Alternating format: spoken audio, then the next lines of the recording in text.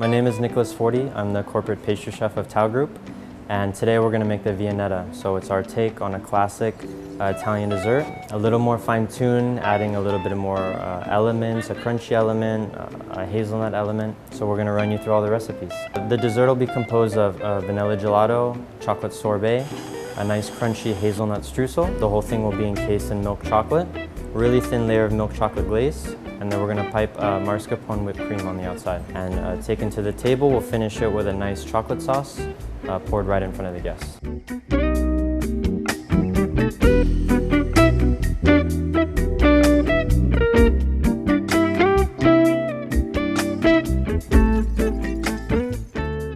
So the first recipe we're going to make is the salted hazelnut streusel. It's gluten-free, waterproof, and it's going to add a really nice crunchy element to the dessert. We're going to start by adding hazelnut flour, powdered sugar, dark brown sugar, and our unsalted butter. And we're just going to paddle it until it becomes a nice paste. No more butter chunks. And then the last three ingredients that we have is going to be chocolate, a little bit of oil, and some vanilla, Tahitian vanilla sea salt. And we're going to save that until after the streusel is baked. Salt will bring out a lot of flavors, great for finishing with chocolate desserts. So a lot of the ingredients and recipes we're making today will have a little bit of salt in there. Helps with the hazelnut, helps with the chocolate, and really complements the vanilla as well. Okay, so we have a nice paste. And I'm not too worried about the shape. We're going to bake it 350 for about 15 minutes. And every 5 minutes I'm going to chop it up a little bit, break it up into little pieces, and we're going to bake it very dark just to really bring out that toasted hazelnut flavor. Okay, so we have our baked streusel, nice and crunchy, nice and dark. And now we can add directly our 70% cocoa berry dark chocolate, a little bit of oil, and that Tahitian vanilla sea salt.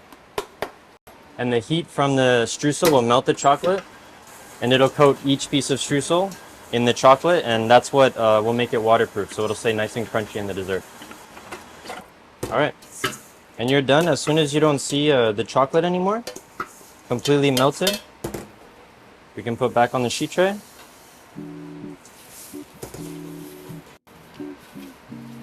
And we'll reserve this for when we're building the Viennetta.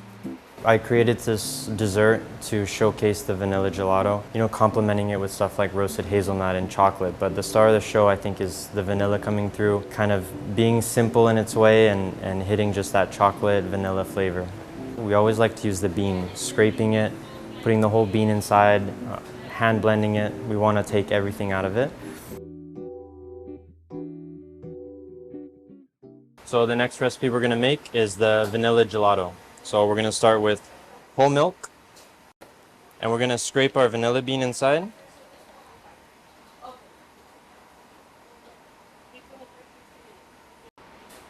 And the important thing is we're going to put the whole pod inside as well. And at the end of cooking, we're going to hand blend everything. So we want to really take as much vanilla flavor as we can. And we're going to heat this mixture to 40 Celsius before we start adding any of the sugars. So we have granulated sugar, a little stabilizer, milk powder, dextrose, and then we're going to finish it with a little bit of heavy cream at the end when it's chilled. We'll finish the base, we'll cool it down, hand blend it, and we'll let it sit overnight before we churn it and throw it in a pastry bag. So we always mix stabilizer with sugar, make sure that it disperses really nicely. Okay, so we're right after 40, so we're going to start adding. You can start with the dextrose, just adding little by little. Going with the milk powder next. And then we're going to finish with our sugar and stabilizer. Make sure it's nice and mixed well, and we're going to go up to 85 Celsius. Just going to activate the stabilizer. 85. We're going to go directly on an ice bath. And then when we get to 4 Celsius, we'll hand blend the heavy cream in, and we'll also break up that vanilla bean, release all that flavor, and we'll let it sit overnight. Get a lot of that strong vanilla flavor, and tomorrow we'll spin it. Okay, so we have it chilled. We're going to add in our heavy cream. We're going to give it a good blend with the immersion blender.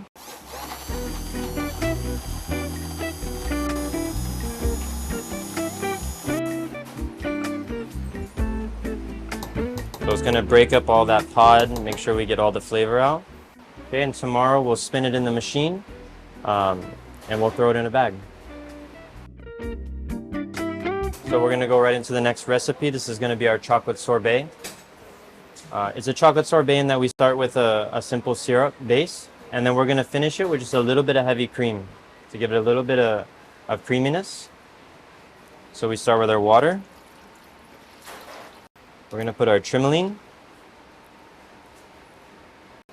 and also our extra brute cocoa powder. Same process, we're gonna warm it up to 40 before we start adding our sugar and our stabilizer. And then we'll bring it back up to 85, cool it down, and we'll throw it on top of our 2 chocolates. So we're using 2 chocolates, 64% Guayaquil and a 70% Fleur de Cacao. Both very nice dark roasted flavors. It's gonna give a really nice chocolate flavor inside of the dessert. Just like the last one, we're gonna mix our little bit of stabilizer in with our sugar. Okay, just over 40. So we can start to add our sugar stabilizer. Okay, so we just hit 85. So we can put both of our chocolates in a container. And we're gonna pour our base right over the top. Let it sit for about 30 seconds and we'll hand blend.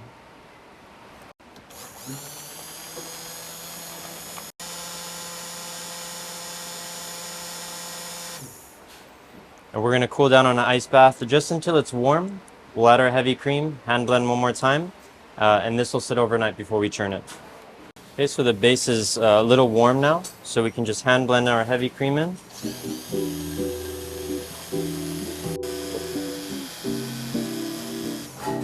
And that's it. We'll put on an ice bath. When it's cold, we'll throw it in the cooler, and we'll spin it tomorrow.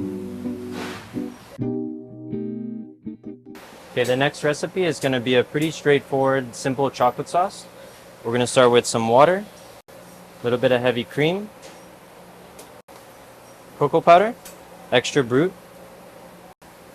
and then our granulated sugar. And we're just going to bring it to a boil it for 3 minutes, pour it over our little bit of 70% chocolate, hand blend it, and it's finished. And this chocolate sauce will get poured tableside all around the edge of the Viennetta, so it'll slowly drip down. It's great for the guests, and it has a nice chocolate flavor. Once I get everything nice and mixed, I always like to switch to a spatula, so you can really scrape the bottom of it, make sure nothing is burning. Okay, so we're coming to a boil, so we'll let it go for 3 minutes. We're going to pour it over the chocolate, throw it on an ice bath, and the chocolate sauce will be finished. And I was always taught the figure 8 inside.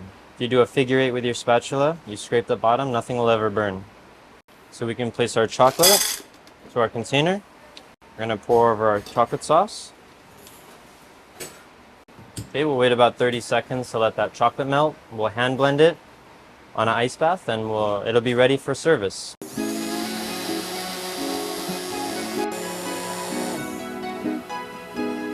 That's it. So for the milk chocolate dip, it's simply a 1-to-1 cocoa butter to milk chocolate. So we use a lunga from cocoa berry, and as simple as just putting them together, melting it, mixing a little bit, not to incorporate too many bubbles, and we'll keep it in the warmer until we're ready to dip the finished Viennetta. So traditional Viennetta, it's going to be waves of vanilla gelato, and they spray on almost like a pâte glacée, a very thin chocolate shell. So here, this is why we do a 1-to-1 cocoa butter to milk chocolate. So when we dip it, we want a really thin shell, like that little crackling of chocolate. Adds a nice texture to it. So you can see we're about halfway there. We want to do it in 30-second increments because we don't want to burn the chocolate. So just in the microwave, 30 seconds, and you're just going to mix really slow because we don't want to put too many bubbles inside. Okay, so we're melted. No more pieces of cocoa butter. So we can just reserve this in the warmer. And after we build the Viennetta, we'll dip it inside. So I did a lot of tests, and I found this butter mold on Amazon. So sticks of butter, and we're going to use it for the Viennetta. The important thing is that you put them in the freezer at least an hour before, so they're very cold. So when that ice cream hits, it doesn't melt.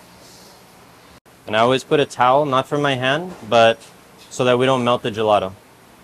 And we're gonna pipe halfway. Next, we're gonna add a nice layer of our crunchy waterproof streusel. And then to finish, we're gonna pipe our chocolate sorbet. And just smooth it out with a spatula. And directly in the freezer. Okay, so this is the frozen finished product. We're gonna carefully unmold. And we're not too concerned about it being perfect because we're gonna dip it and we're gonna pipe on the outside. So if you don't have a blast freezer, you're gonna be okay. So this is gonna be pretty much the finished product. Nice layering, a lot of chocolate streusel in the middle. So we wanna dip between 40 and 45 Celsius. Too cold, you're gonna have a very thick shell, and too hot, you can melt the ice cream. So you can store them just like this until you're ready to pipe. What we're gonna do is we're gonna make sure that we don't have any frost on there, so we're gonna wipe them off. If you do have that frost and you pipe on top of it, the whipped cream is just gonna fall right off. So we'll keep them in the freezer, and as we take them out, make sure that they're nice and dry, and then we're gonna pipe them.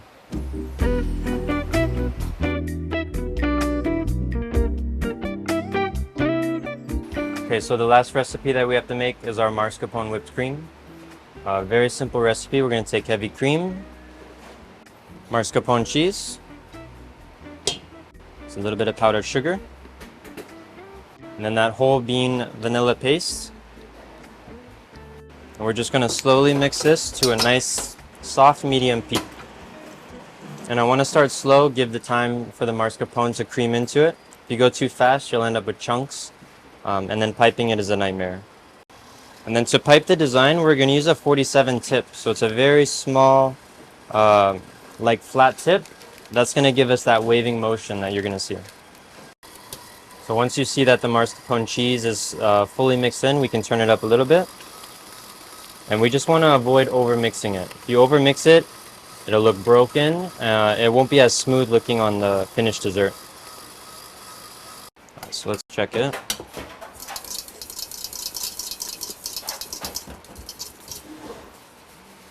Okay, so just enough to hold its shape. This will fill our bag. Just a little bit because the heat of your hand will warm it up too much. It'll start to break. So I just do a little bit. Okay, so we're just gonna try to get off that frost. Okay, a little bit on the paper. Okay, and this is the fun part.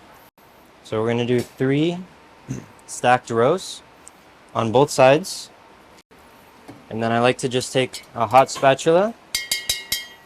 We're just going to clean up that edge. And this is so that we can start right at this point and have a perfect border around. And then just like we did with the ends, we're going to do 3 layers. And at this point, we just do the top.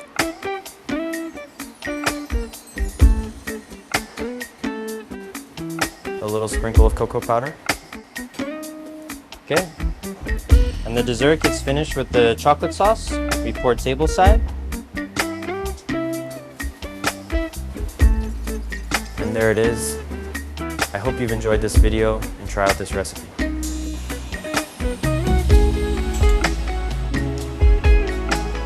Thank you for watching.